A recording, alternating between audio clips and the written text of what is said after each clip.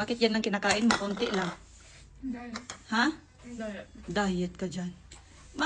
Hapon ka pa uuwi, tapos ganyan lang yung kinakain mo. Kakain ako sa labas. Ayaw, hindi diet. Ayaw mo dito kumain. O, ito. Pa- Ipadala mo ha. Magpadala siya guys sa mga nabenta namin ng mga extra gamit sa bahay. Oo, pag mga ano. So ito, magmamatcha latte siya guys. Itong matcha latte niya from Lux Beauty. So first time niya itong natikman. Ako natikman ko na. So matcha lover, tingnan natin sa mga matcha lover dyan. Kung same kayo ni Kona ng panlasa. Nako, try niyo to guys. Matcha latte. Ayun, may stem cell pa pala siyang kasama. Stevia din yung kanyang pangpatamis. So, try mo na.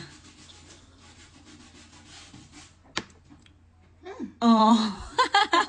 Oh, di ba? Sabi ko sa'yo. Masarap siya, no? Hindi siya yung ano sa dila, di ba? Hindi siya yung iniisip niyo na madahon. Madahon. Yes, yes guys. Super yummy. Ang dami din itong sangkap guys. Pakita ko sa inyo. Yan. Ito yung kanyang mga ingredients. Alam mo ba kaya siguro siya masarap?